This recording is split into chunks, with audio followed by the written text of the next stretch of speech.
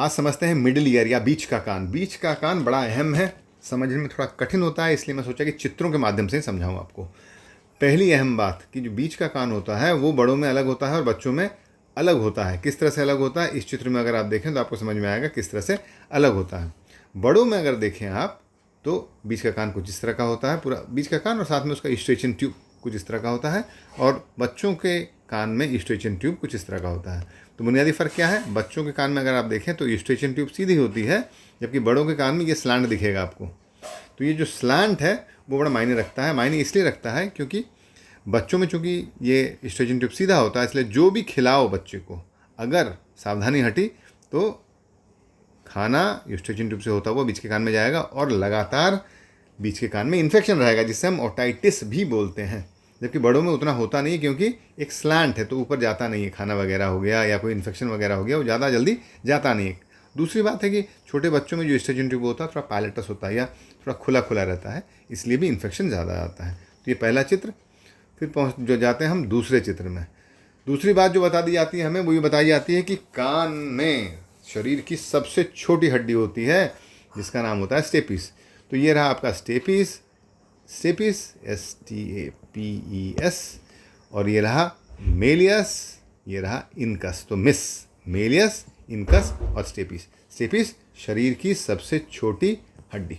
अगला चित्र, ये एक सिंप्लीफाइड वर्जन है जिसमें कि दिखाया जाता है कि किस तरह से बीच का कान स्थित है तीनों कानों के बीच, that is external auditory meatus और इनर ईयर के बीच, या एक्सटर्नल ईयर, ये रहा एक्सटर्नल ईयर, ये रहा एक्सटर्नल ईयर आपका, और ये रहा इनर ईयर, और इसके बीच में है मिडिल ईयर।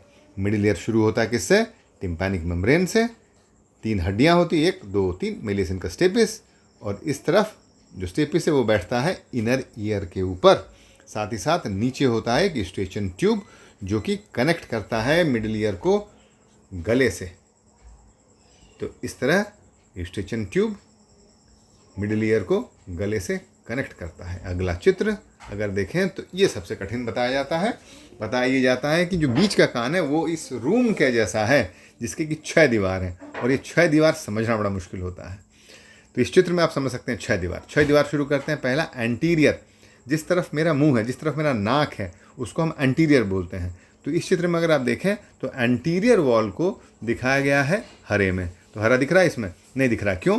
क्योंकि वो दीवार खोल दी गई है ताकि आपको बाकी के दीवारें दिख सके और बीच के कान में जो जो भी स्ट्रक्चर है वो दिख सके। इसलिए एंटीरियर वॉल जो कि हरे में है, जो कि हरे में यहाँ दिखाया जा रहा है एंटीरियर वॉल, वो खोल दिया गया है। वो आपके मुंह की तरफ का जो है वॉल है। दूसरा, अगर एंटीरियर है तो एंटीरियर का बिल्कुल उल्टा या उसके पीछे वाला जो दरवाज़ा होगा या पीछे वाला जो दीवार होगा उसे हम बोलेंगे पोस्टीरियर वॉल। पोस्टीरियर वॉल को अगर आप देखें यहाँ पे तो दिखाया गया है नीले रंग में। तो ये रहा आपका पोस्टीरियर वॉल। फिर अगर आप जाएं और तो आप देखेंगे कि इस मिडिल ईयर का अपना एक छत है, तो इसे हम बोलेंगे रूफ या छत। तो roof of the tympanic cavity, जिसे हम बोलेंगे छत के जो नीचे वाला हिस्सा होगा वो होगा फ्लोर। तो ये हुआ floor of the tympanic cavity, जिसे हम बोलेंगे कॉर्डल बॉर्डर भी। तो रूफ का उल्टा हो गया फ्लोर। तो 4 वॉल समझ गए। अगर हम देखें तो बाहर के कान के तरफ से आने वाली कोई भी चीज़ लैटरल बोली जाएगी, और ये आके जुड़ेगी किससे, टिम्पैनिक मेम्ब्रेन से।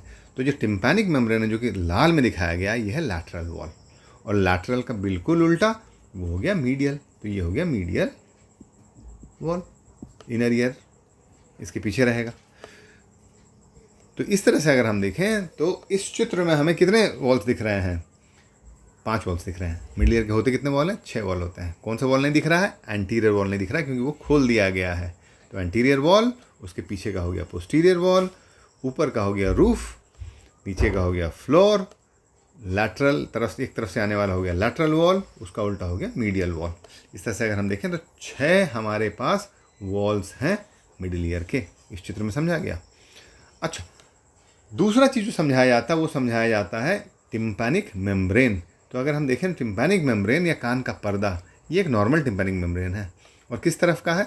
अगर इसका कोन ऑफ लाइट लेफ्ट के तरफ है तो ध्यान रखिएगा ये लेफ्ट टिम्पैनिक मेम्ब्रेन है, और चमकता है ये इस तरह।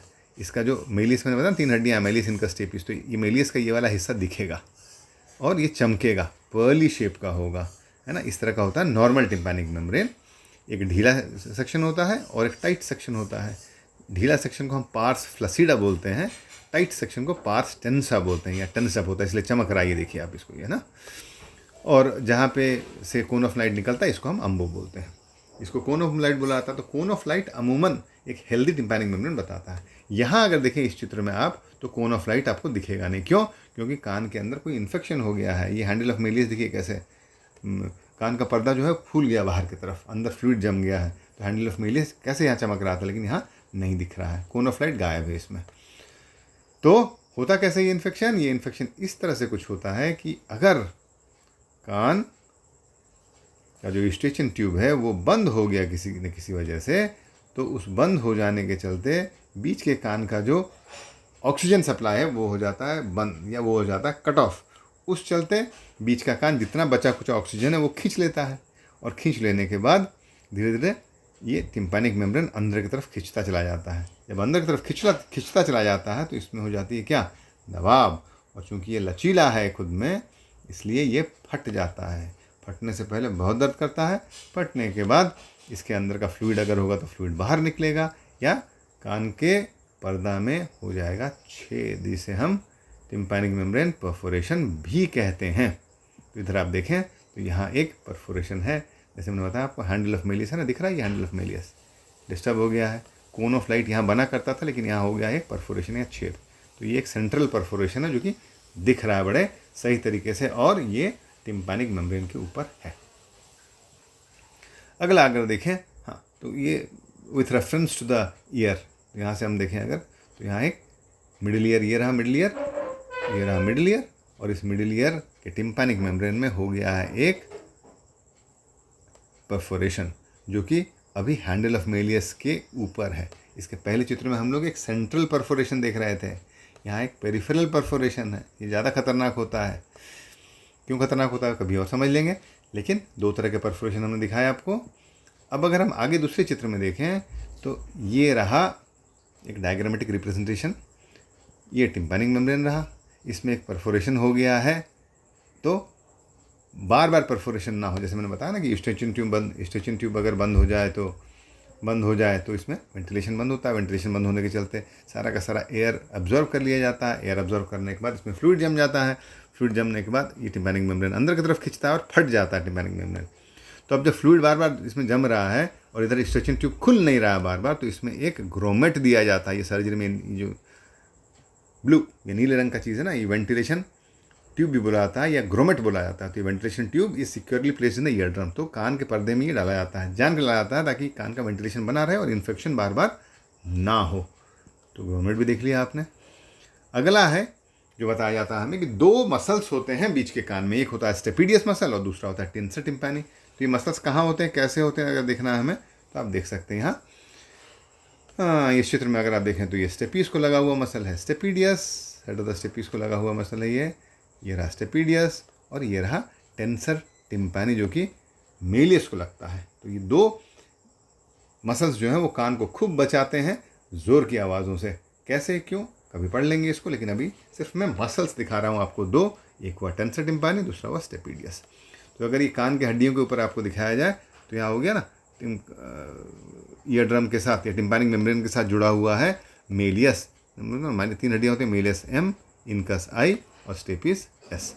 तो मेलियस धंसा हुआ होता है टिम्पैनिक मेम्ब्रेन के अंदर। कैसे धंसा हुआ होता है? टिम्पैनिक मेम्ब्रेन के होते हैं 3 लेयर, बाहर का, उस तरफ बाहर का, और बीच का फाइब्रस लेयर होता है।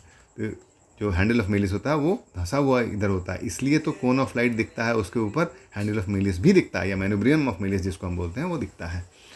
और मैन्यूब्रियम ऑफ मेलियस से जुड़ा हुआ होता है टेंसर टिम्पैनी मसल। तो ये मसल टेंसर टिम्पैनी जुड़ा हुआ होता है मैन्यूब्रियम से। और दूसरा स्टेपीस हड्डी से जुड़ा हुआ होता है स्टेपिडियस। तो टेंसर टिम्पैनी और स्टेपिडियस ये हो गए पहला मसल और दूसरा मसल, जिसको कि जानना ज़रूरी है।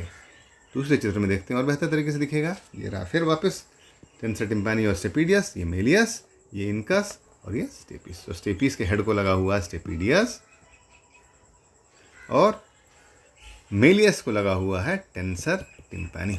ये दोनों मसल काफ़ी मदद करते हैं हमारे सुनने की प्रक्रिया में और कान को बचाए रखने में, प्रोटेक्टिव होते हैं। ज़ोर की आवाज़ हो तो खींच के ज़ोर की आवाज़ को अंदर जाने नहीं देते हैं।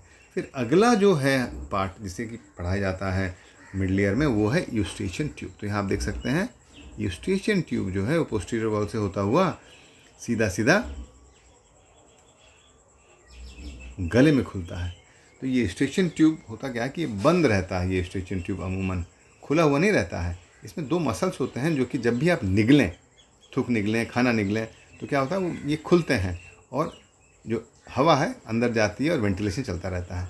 इसलिए हवाई जहाज़ में जब कान पहले बंद हो जाया करता था तो एयर इंडिया में खूब चॉकलेट दिया करते थे कि भाई इसको चबा लीजिए आप, क्योंकि आप निगलते रहेंगे तो आपका यूस्टेशियन ट्यूब खुलता रहेगा और कान में दर्द नहीं होगा, है ना। वैसे ही माँओं को बताया जाता है ना कि छोटे बच्चों को आप माँ का दूध पिलाते रहिए ताकि हवाई जहाज़ में उनका यूस्टेशियन ट्यूब खुलता रहे और बंद होता रहे और एयर प्रेशर बना रहे। तो अगर हम देखें जो मसल इस यूस्टेशियन ट्यूब को खोलते और बंद करते हैं वो है टेंसर टिम्पैनी और दूसरा है स्टेपीडियस। तो टेंसर टिम्पैनी मसल ये रहा और ये रहा आपका ट्यूब का ल्यूमन, ये रहा कार्टिलेज। तो जैसे ये टेंसर टिम्पैनी मसल खिंचेगा, जैसे ये टेंसर टिम्पैनी मसल खिंचेगा वैसे ये ट्यूब खुलेगा। तो यहाँ आप देख सकते हैं कि ये ट्यूब खुल गया जैसे टेंसर टिम्पैनी मसल खिंचा और इस कार्टिलेज पे लगा हुआ, और जैसे ये ट्यूब खुला वैसे वेंटिलेशन हुआ। तो ये रहा यूस्टेशियन ट्यूब और किस तरह दो मसल्स टेंसर वैली पैलेटिनी और लिवेटर वैली पैलेटिनी। टेंसर टिम्पैनी तो मिडिल ईयर का मसल है, गलत बोल रहा था मैं। यूस्टेशियन ट्यूब से लगा हुआ जो मसल है उसको हम बोलते हैं टेंसर वैली पैलेटिनी या टेंसर पैलेटिनी मसल। ये कान को खोलता और बंद करता है किस तरह से, यूस्टेशियन ट्यूब के माध्यम से। तो ये रहा मिडिल ईयर और चित्र के माध्यम से मिडिल ईयर को समझाने की मेरी छोटी सी कोशिश। बहुत बहुत धन्यवाद।